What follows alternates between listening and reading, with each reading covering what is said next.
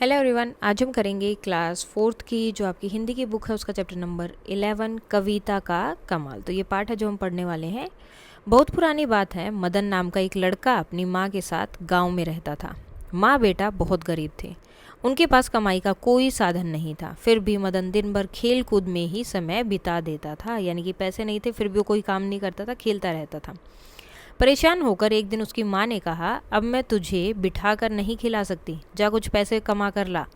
मदन घर से निकल पड़ा। वह गहरी सोच में डूबा था कि कैसे पैसे कमाए। अचानक उसे ढिंडोरा पीटने की आवाज़ सुनाई दी। यानी कि जो ड्रम बजा रही है, क्या बोलते हैं, ढिंडोरा। इसकी आवाज़ सुनाई दी। सुनो सुनो सुनो, राज दरबार में कवि सम्मेलन हो रहा है। तो कवि सम्मेलन यानी कि बहुत सारे कवि वहाँ आ रहे हैं जो अपनी अपनी कविताएं सुनाएंगे। और सबसे अच्छी कविता सुनाने वाले को 100 अशर्फियाँ, यानी उस टाइम पे जो पैसे होते थे वो मिलेंगे। कितने? 100। मदन चौकन्ना हो गया, तो सावधान हो गया कि उसको ही चाहिए ये 100 अशर्फियाँ। यह तो बना बनाया अवसर है। अब सीधे राजमहल की ओर चल पड़ा। तो ये सुनते ही वो सीधा राजमहल की ओर चल पड़ा। चलते चलते वह सोच रहा था कि उसने कभी कविता तो रची ना थी, कि उससे तो कविता आती नहीं है, कभी रची ही नहीं। क्या सुनाएगा वहाँ पहुँच? तो वहाँ जाकर बोलेगा क्या, वो सुनाएगा क्या? उसने सोचा कि रास्ते में कुछ ना कुछ सूझ ही जाएगा।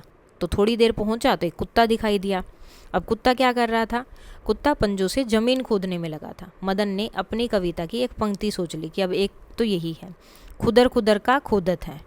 ठीक है, खुदर खुदर का खोदत है। यह पंक्ति उसे इतनी पसंद आई कि उसे दोहराते हुए तालाब के पास पहुंचा। वहाँ एक भैंस पानी पी रही थी। तो मदन बोल पड़ा, सुरूर सुरूर का पीबत है। हर बार मतलब सेम वही चीज़ है। सुरूर सुरूर का पीबत है कि सुर सुर करके क्या पी रहे हो। मुस्कुराते हुए वह आगे बढ़ा। इतने में उसे पेड़ की एक डाल पर चिड़िया बैठी दिखाई पड़ी। पत्तियों के बीच वह सिर निकालकर इधर उधर झाँक रही थी। उसे देखते ही मदन के मुंह से निकल पड़ा, ताक झाक का खोजत है। कि इधर उधर झाँक झाँक के क्या खोज रही है? ताक झाक का खोजत है। तीनों पंक्तियों को रटते हुए चलता गया। रटते रटते उसे अपने आप एक और पंक्ति सूझ गई। हम जानत का ढूंढत है, कि हम जानते कि क्या ढूंढ रहे हैं। अब तो सचमुच उसके मन में लड्डू फूटने लगे। कितने आराम से वह कविता रचता चला जा रहा था। तभी उसे सर की आवाज़ सुनाई पड़ी। मदन ने चौंक कर देखा कि एक सांप रेंगता हुआ जा रहा था। उसने आगे की पंक्ति भी तैयार कर ली। अब वैसे ही, सरक सरक कहाँ भागत है, कि सरक सरक के कहाँ भाग रहे हो। जानत हो हम देखत हैं, हमसे न बच सकत है, कि जानते हो कि हम देख रहे हैं, हमसे तुम नहीं बच सकते हो। अब केवल एक पंक्ति बाकी रह गई थी, पर मदन निश्चिंत था कि वह पंक्ति भी चलते चलते याद हो ही जाएगी। तो राजधानी पहुंचा तो राजमहल का रास्ता ढूंढते की समस्या खड़ी हुई कि अब उसे रास्ता नहीं मिल रहा था। पास में खड़े एक आदमी ने मदन से पूछा, भैया आपको राजमहल का रास्ता मालूम है? क्यों नहीं, उस आदमी ने उत्तर दिया, मुझे नहीं तो और किसे मालूम होगा। मदन ने सोचा कि अवश्य यह राजमहल का कोई कर्मचारी होगा। उसने पूछा, आप कौन है साहब? तो उसने कहा, धन्नुषा। मदन के दिमाग में एकाएक बिजली कौंदी। धन्नुषा भाई, धन्नुषा मतलब अब उसको अपनी लाइन भी याद आ गई। बिजली कौंदी मतलब एकदम से उसके दिमाग में आइडिया आया कि अब तो यही मेरी लास्ट लाइन होगी। क्या बढ़िया शब्द हैं। उसने इन्हीं शब्दों से अपनी कविता बना डाली। वह खुशी खुशी राजमहल पहुंचा। अंदर घुसने से पहले उसने अपनी कविता फिर से सुना दी। खुदुर खुदुर क्या खोदत है, सुरूर सुरूर का पीबत है, ताक झाक का खोजत है, हम जानत का ढूंढत है, सरक सरक कहाँ भागत है, जानत हो हम देखत हैं, हमसे न बच सकत है, धन्नुषा भाई धन्नुषा। यानी कि ये जो खुरच खुरच कर जो खोद रहे हो, क्या खोद रहे हो, और ये सुर सुर करके क्या पानी पी रहे हो, और ताक झाक करके क्या खोज रहे हो, क्या ढूंढ रहे हो। हम जानत है क्या ढूंढ रहे हो, यानी कि मुझे पता है क्या ढूंढ रहे हो। फिर उसके बाद में सरक सरक कहाँ भागत हो, कि सरक सरक कर अब कहाँ भाग रहे हो। जानते नहीं कि हम देख रहे हैं, हमसे न बच सकत हो, हमसे तुम नहीं बच सकते हो, धन्नुषा भाई धन्नुषा। तो ये उसकी पूरी कविता थी। राजमहल में कवि सम्मेलन शुरू हो चुका था। एक एक करके सबने अपनी कविता कह रहे थे, सुना रहे थे। बारी आने पर मदन ने भी अपनी कविता सुनाई। सुनाने वाले एक दूसरे का मुंह ताकने लगे। क्या अर्थ था इस विचित्र कविता का? विचित्र मतलब ये अलग सी कविता थी, अलग ही अजीब तरह की, तो इसका तो कोई मतलब भी नहीं था। पर किसी ने यह नहीं दिखाया कि उसे कविता समझ में नहीं आई। राजा के सामने वे मूर्ख नहीं दिखना चाहते थे। अगर सारे कवि ये बोल देते कि ये क्या फालतू सी कविता, कोई मतलब ही नहीं है, तो ये हो जाता कि उन्हें कविता का मतलब ही नहीं पता है, उन्हें अर्थ ही नहीं पता, उन्हें कुछ नहीं आता है, तो इसलिए किसी ने कुछ नहीं बोला। उस रात राजा साहब की भी नींद गायब हो गई। मदन की कविता उन्हें सता रही थी, वो उसी की कविता को सुनने याद कर रहे थे बार बार। छज्जे पर खड़े होकर वे कविता दोहराने लगे। सोचा कि शायद इसी तरह इस पहेली को बूझ पाए। संयोग से उसी समय कुछ चोर राजा के खजाने में सेंध लगा रहे थे, यानी कि सेंध लगाना मतलब चोरी करने के लिए आए हुए थे उसी समय। उनमें से एक चोर वही धनुषा था, जिसे आज दिन में मदन को राजमहल का रास्ता बताया था। तो अब देखना धीरे धीरे क्या होने वाला है। तो चोर आए चोरी करने के लिए, और रास्ते में कौन था, एक चोरों में कौन था, धनुषा। और राजा क्या कर रहे थे, वो कविता को बार बार पढ़ रहे थे, उन्हें याद नहीं हो रहा था कि ये मतलब क्या है इस कविता का। ऊंची आवाज में राजा साहब बोलते जा रहे थे, खुदर खुदर का खोदत है, कि क्या खोद रहे हो कुचर कुचर करके। तो चोरों ने सुना तो ये चौंक कर रुक गए। क्या किसी ने देख लिया था उन्हें, क्या भाई किसी ने देख लिया क्या जो ऐसे बोल रहे हैं कि क्या खोद रहे हो। डर के मारे चोरों का गला सूखने लगा। अब वो डर गए सब लोग, और उन्हें प्यास लगने लगी। अपने साथ जमीन को मुलायम करने के लिए वो पानी पीने लगे। तो अब वो क्या हो गया कि उन्हें लगा कि चलो पानी ही पी लेते तब तक। तो धनुषा ने उठकर एक आध घूंट निकला, तो उसने थोड़ा सा पानी पिया था। तभी राजा दूसरी लाइन बोलते हैं, सुरूर सुरूर क्या पीबत हो, कि अब ये सुरसुर करके पानी क्या पी रहे हो। चोरों को काटो तो खून नहीं, यानी कि वो इतने डर गए थे कि अब उन्हें समझ नहीं आ रहा था क्या करना है। ये एक तरह का क्या है, काटो तो खून नहीं, एक मुहावरे की तरह यूज़ होता है। सहम कर इधर उधर झांकने लगे कि कोई पकड़ने तो नहीं आ रहा। अब वो क्या हो गया कि वो पी रहे हैं तो भी पता चल रहा है, खोद रहे हैं तो भी पता चल रहा है। तो क्या बोला, इधर उधर देखने लगे वो लोग कि कहीं कोई पकड़ने तो नहीं आ रहा। तो राजा ने बोला, ताक झाक का खोजत हो, खोजत है हम जानत का ढूंढत है। तो वो बोलते कि इधर उधर क्या देख रहे हो, मुझे पता है तुम क्या ढूंढ रहे हो। तो अब ये बात बोल दी उन्होंने, मतलब वो कविता पढ़ रहे हैं लेकिन चोरों को लग रहा है कि वो उन्हीं का नाम ले रहे हैं। यह सुनकर चोरों ने सोचा किसी तरह जान बचाकर भाग जाएं, कि किसी तरह तो निकले। वे दबे पांव बाहर सरकने लगे, धीरे धीरे आराम आराम से बाहर जाने लगे।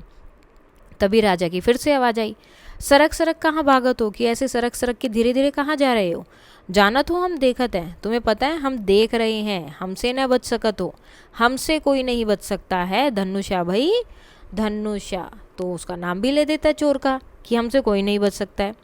धनुषा की तो सांस वहीं रुक गई। उसने सोचा अब कोई चारा नहीं है, बस राजा साहब से दया की भीख मांग सकता हूँ। तो दौड़कर वो क्या होगा, उसने राजा साहब के पैर पकड़ लिए और विनती करने लगा, क्षमा कर दीजिए महाराज, अब मैं भूल कर भी ऐसा काम नहीं करूँगा। वैसे हमने कुछ नहीं लिया है, हम आपका खजाना सही सलामत है। अब ये बोलते ही उसको लगा कि मैं तो पकड़ा गया। तो सोचता है कि सिर्फ अब तो राजा से भीख ही मांग सकते। तो राजा के पास गए और बोले कि राजा साहब मुझे क्षमा कर दीजिए, माफ़ कर दीजिए, हमने कुछ नहीं लिया है और आगे से मैं अभी कैसा ऐसा कोई भी काम नहीं कहूँगा। तो राजा साहब हक्के बक्के हो गए, मतलब ये क्या हो गया, सरप्राइज़ हो गए एक तरह से कि ऐसे कैसे हो गया। उन्होंने तुरंत सिपाहियों को बुलाकर छानबीन करवाई, तो पता चला कि उनका खजाना लूटते लूटते बचा है।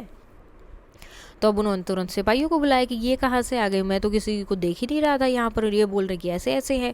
तो उन्होंने देखा तो पता लगा कि उनका खजाना बच गया है।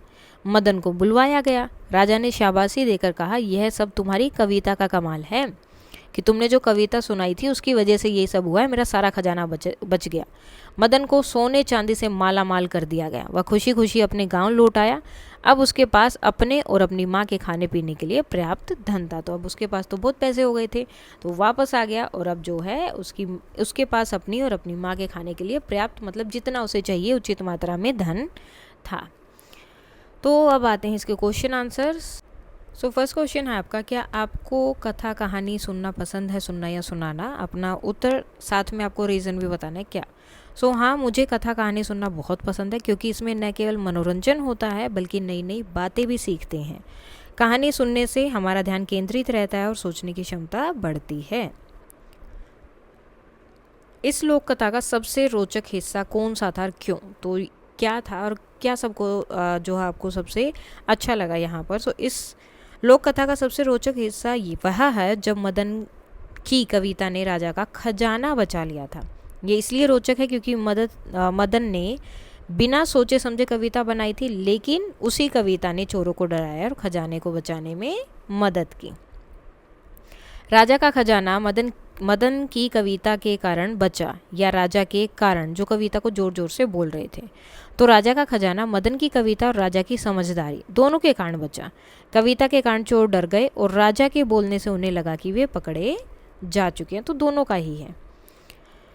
राजमहल में जब मदन ने अपनी कविता सुनाई तो सुनने वाले एक दूसरे का मुंह क्यों ताकने लगे। सो जब मदन ने अपनी कविता सुनाई तो सुनने वाले लोग आश्चर्यचकित हो गए, क्योंकि कविता का कोई स्पष्ट अर्थ नहीं था। वे सभी एक दूसरे से पूछ रहे थे कि इसका अर्थ क्या हो सकता है, क्योंकि कविता थोड़ी अलग और अनोखी थी। इसीलिए आप इस कहानी का कोई और शीर्षक सुझाइए और बताइए कि इसका और शीर्षक यानी कि नाम क्या हो सकता है। जैसे कि कविता की कमाल की बजाय मदन की अद्भुत कविता रख सकते हैं। यह इसलिए क्योंकि मदन की कविता के अद्भुत रूप से राजा का खजाना बच गया और यह अनोखी घटना हुई। उपयुक्त शब्द का चयन कर वाक्य पूरा करना है। सुरर सुरर का पीबत है, क्या पी रहे हो। अब ये क्या था, खुदर खुदर का खोदत है। आप कौन हैं साहब, तो उत्तर मिला, क्या बोला था उन्होंने, धनुषा। नीचे दी गई कविता को पंक्तियों से मिलाना है। हमसे न बच सको, तो ये साथ में सबसे पहले कुत्ता आया था, तो फर्स्ट कुत्ते वाला है। उसके बाद वो भैंस उसे मिली थी, एंड देन उसके बाद में चिड़िया मिली थी जिसको वो बोल रहा था ताक झाक क्या करत हो, हम जानत का ढूंढत हो। तो ये लाइन उसने खुद से बनाई थी, फोर्थ वाली। उसके बाद में उसे क्या दिखा था, सांप, तो उसने सांप को बोला था। सरक सरक कहाँ भागत हो, और जानत हो हम देखत हैं, कि हमें पता है, और लास्ट में धनुषा, भाई धनुषा। तो ये सारी लाइनें हो गई। रिक्त स्थानों की उपयुक्त पंक्ति लिखिए और चित्र बनाकर उचित मिलान भी करना है। तो खुदर खुदर क्या खोदत हो, यहाँ आ जाएगा। सुरर सुरर का पीबत हो, यहाँ आ जाएगा। सरर सरर कहाँ भागत हो, यहाँ आ जाएगा। एक बच गया, कौन से वाला। तब यहाँ पर आपको जो है, ये जो पिक्चर नहीं लगी है और जो यहाँ पर फिल था, तो वहाँ लिखेंगे आप ताक झाक का खोजत है, और यहाँ पर आपको ये चिड़िया का पिक्चर बनाना है। अब फिर से क्वेश्चन आंसर है। अब मैं तुझे और बिठाकर नहीं खिला सकती, मदन की माँ ने ऐसा क्यों कहा। सो मदन की माँ ने यह बात इसलिए कही क्योंकि वह बहुत गरीब थी और उनके पास खाने के लिए पैसे नहीं थे। वह चाहती थी कि मदन कुछ पैसे कमा कर लाए ताकि वह उसे खिला सके। जब मदन ने महल का रास्ता पूछा तो धनुषा ने ऐसा क्यों कहा कि अगर वह नहीं तो और कौन जानेगा। सो धनुषा ने यह बात इसलिए कही क्योंकि वह स्वयं महल में चोरी की योजना बना रहा था, इसलिए उसे महल का रास्ता अच्छे से पता था। कहानी में मदन की कविता को विचित्र बताया गया, यानी कि बहुत अलग है। क्या आपको भी ऐसा ही लगता है। हाँ, मुझे भी मदन की कविता विचित्र लगी क्योंकि उसका कोई सर पैर कुछ नहीं था। कविता के शब्द अलग अलग जानवरों और चीज़ों से जुड़े थे जिसका कोई स्पष्ट अर्थ नहीं था, लेकिन यह कविता बहुत रोचक थी और बाद में यह कविता राजमहल में चोरों को पकड़ने में मदद भी करती है, जिससे उसकी विचित्रता का महत्व सामने आता है। राजा को मदन की कविता पहले जैसी लगी, आपको यह कैसी लगी। पहेली जैसी लगी। तो राजा को मदन की कविता पहेली जैसी लगी थी, जैसे रिडल्स होती हैं, क्योंकि कविता का कोई स्पष्ट अर्थ नहीं था और राजा उसे समझ नहीं पा रहे थे। मुझे यह कविता दिलचस्प लगी क्योंकि यह अपने आप में एक चुनौती थी कि यह दिखाती थी कि कभी कभी रचनात्मकता से कुछ नया निकल सकता है। तो मतलब एक तरह से खुद ही आप इसका आंसर अपने अकॉर्डिंग भी लिख सकते हैं, क्योंकि आपको अपने अकॉर्डिंग इसे बनाना है। तो ये इसलिए भी क्योंकि ये सबसे अलग थी और ज़रूरी नहीं है कि हमेशा जो चीज़ निकल के आए उसका कुछ अर्थ हो। कई बार जो है जो इमेजिनेशन होती है वो इसी तरह से होती है। सुरूर सुरूर का पीबत है पंक्ति में पीने के साथ सुरूर सुरूर शब्द का ही प्रयोग क्यों किया गया। तो सुरूर सुरूर शब्द का प्रयोग इस पीने के साथ इसलिए किया गया है क्योंकि यह भैंस के पानी पीने की आवाज़ और लयबद्धता को दर्शाता है। जब भैंस पानी पीती है तो वह धीरे धीरे सुर सुर आवाज़ आती है वैसे पीती है, जिसकी आवाज़ सुरूर सुरूर जैसी लगती है। कविता में इस शब्द का प्रयोग उसी विशेष अंदाज को बताने के लिए किया गया है। राज दरबार में कवि सम्मेलन हो रहा है, सबसे अच्छी कविता सुनने वाले को 100 अशर्फियाँ पुरस्कार में मिलेंगी। तो अशर्फियों से आप क्या समझते हैं? 100 अशर्फियाँ यानी कि सोने के सिक्के होते थे जो पुराने समय में बहुत मूल्यवान माने जाते थे और यह बहुत बड़ा इनाम था। सरक सरक कहाँ भागत है पंक्ति में सरक सरक किसके लिए प्रयुक्त हुआ? यहाँ सरक सरक का ही प्रयोग क्यों हुआ? तो सरक सरक शब्द सांप के लिए इस्तेमाल किया गया। जब सांप चलता है तो वह चुपचाप धीरे धीरे रेंगता है, उसकी चाल से जो हल्की आवाज़ निकलती है उसे सरक सरक कहा जाता है।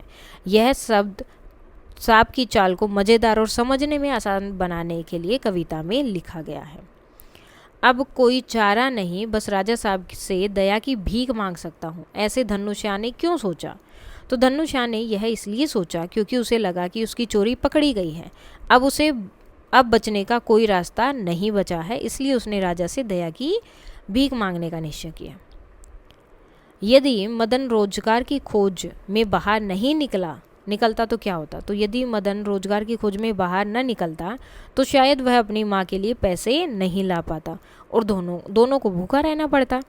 घर से बाहर जाकर ही उसने राज दरबार में कविता सुनाकर पुरस्कार के रूप में पैसे कमाए, जिससे उसकी माँ का पेट भरा और उसका जीवन भी सुधर गया।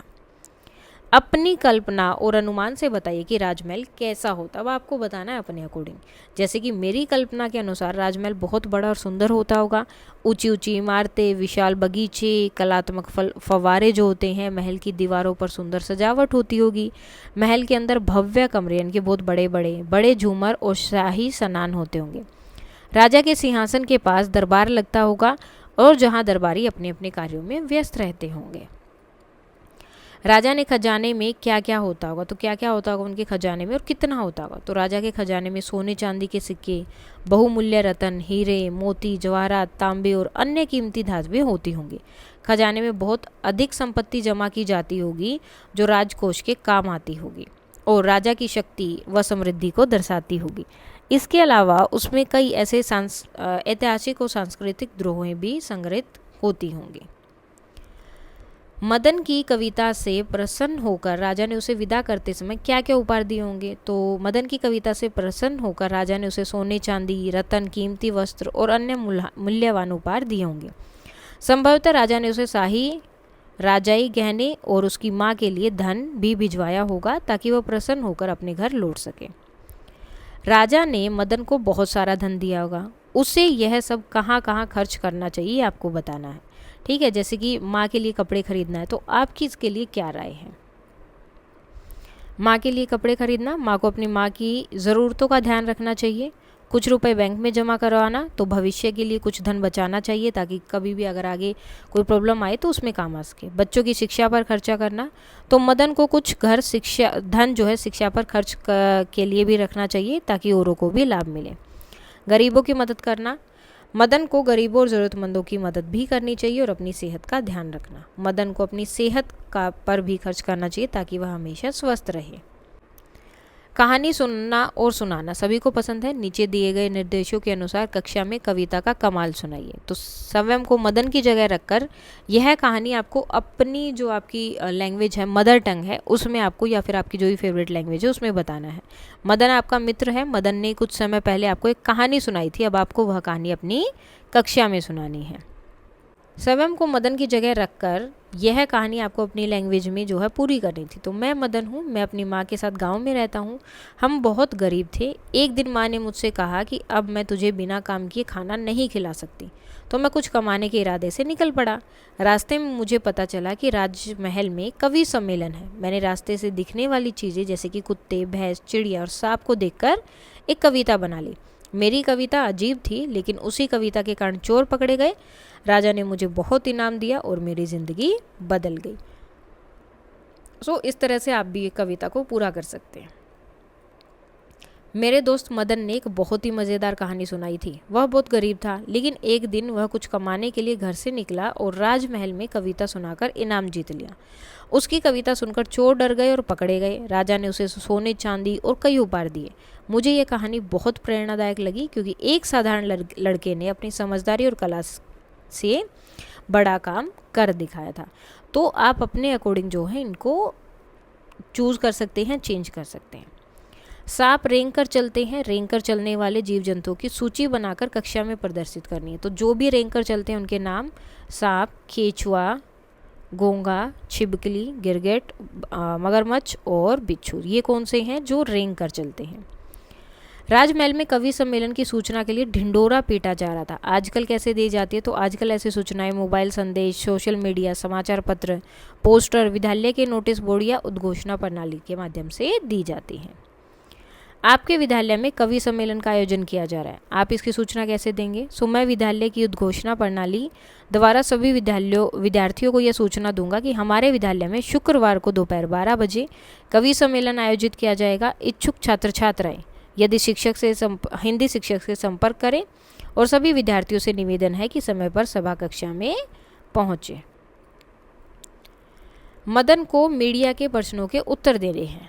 अपने को मदन मानते हुए इन प्रश्नों के उत्तर आपको देने, जैसे कि कवि सम्मेलन में पुरस्कार पाकर आपको कैसा लग रहा है, तो इसका आंसर क्या देंगे, बहुत अच्छा लग रहा है, मेरी कविता ने मुझे ये पुरस्कार दिलाया और मुझे गर्व महसूस हो रहा है। दूसरा, आप इस उपलब्धि का श्रेय किसे देना चाहेंगे, तो इस उपलब्धि का श्रेय अपनी माँ को देना चाहूँगा जिन्होंने मुझे हमेशा प्रोत्साहित किया। आपको दरबार में कविता सुनाकर कैसा लगा, तो मुझे बहुत अच्छा लगा और मेरी कविता को राजा ने भी ध्यान दिया। आगे आपकी योजनाएं कैसी हैं, तो मेरी योजना है कि मैं अपनी कविता के माध्यम से समाज को जागरूक भी करना चाहता हूँ। बहुत बहुत धन्यवाद मदन जी। लास्ट में क्या होगा, धन्यवाद। आपकी कविता, रजनी मदन की कविता को गाते हुए विद्यालय जा रही थी। उसे बहुत आनंद आ रहा था, यानी कि अच्छा लग रहा था। चलते चलते अचानक उसे पेड़ पर एक बंदर दिखाई दिया। वे एक डाल से दूसरी डाल पर कूद रहे थे। जब वह थोड़ा आगे बढ़ी तो उसे एक सियार दिखाई दिया जो क्या कर रहा था, हुआ हुआ कर रहा था। अब सियार को आधार बनाकर आपको अपनी कविता जो है पूरी करनी है और रजनी की सहायता करनी है इसको पूरा करने में। डाल डाल क्यों कूद रहा है, खो खो क्यों बोल रहा है, बंदर जी भाई बंदर जी। अब सेम इसी तरह से सियार वाला भी यहाँ पर पूरा करना है। तो क्या आप स्कूल चल रहे हैं जी या जंगल में घूम रहे हैं जी, तो ऐसे कुछ भी आप बना सकते हैं। भाषा की बात, मुहावरे हमेशा एक विशेष अर्थ रखते हैं जो उनके शाब्दिक अर्थों से बहुत भिन्न होता है। मतलब शब्द कुछ और होगा लेकिन उसका अर्थ कुछ और होगा। जैसे कि फूला न समाना, इसका अर्थ क्या है, बहुत अधिक प्रसन्न होना, यानी कि बहुत ज़्यादा खुश होना। सो वाक्य में प्रयोग कैसे हो सकता है, विद्यालय की खेल प्रतियोगिता में पुरस्कृत होकर राजू फूला न समा रहा था, यानी कि राजू को जब इनाम मिला तो बहुत खुश हो गया था।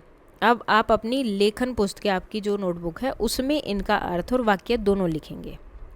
मन में लड्डू फूटना, अर्थ क्या होगा, अत्यधिक खुशी महसूस करना। वाक्य प्रयोग, जब मदन ने राजा से इनाम में सोने चांदी का पुरस्कार लिया तो उसके मन में लड्डू फूट रहे थे। मुंह ताकना, चुपचाप और ध्यान से देखना। दरबार में जब मदन ने कविता सुनाई तो सभी लोग मुंह ताकने लगे क्योंकि कविता का अर्थ किसी के समझ में नहीं आया था। निम्नलिखित गद्यांश में कहीं कहीं विराम चिन्हों का प्रयोग हुआ है। इस गद्यांश को उचित ठहराव के साथ आपको बताना है। उसे देखते ही मदन के मुंह से निकल पड़ा, ताक झाक का खोजत हो। तीनों पंक्तियों को रटते हुए वह चला गया। रटते रटते उसे अपने आप एक और पंक्ति सूझी, हम जानत का ढूंढत हो। तो अब क्या करना है, नीचे लिखे वाक्यों में से उपयुक्त विराम चिन्ह लगाना है कि कहाँ पे क्या लगेगा। से क्या ताक झाक कर रहे हो, तो क्वेश्चन मार्क हो गया।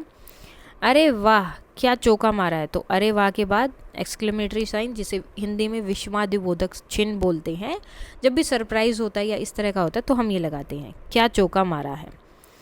आइए राजा से मिलवाता हूँ, तो आइए, उसके बाद एक छोटा सा कोमा, ठीक है, मतलब अर्ध विराम जिसे बोलते, थोड़ी देर के लिए आपको रुकना है, राजा से मिलवाता हूँ। दादी देखते ही बोली, कहाँ जा रहे हो।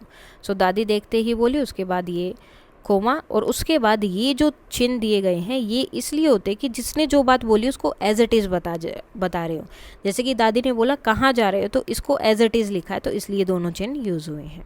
ढोल नगाड़ा या अन्य कोई वाद्य यंत्र बजाते हुए बोलिए, सुनो सुनो सुनो, राज दरबार में कवि सम्मेलन है, सबसे अच्छी कविता सुनाने वाले को 100 अशर्फियाँ इनाम में मिलेंगी। अब इस संवाद को अपनी मातृभाषा और हाव भाव में लिखिए कि आपको ये कैसा लगेगा, आपको अपने अकॉर्डिंग बताना है।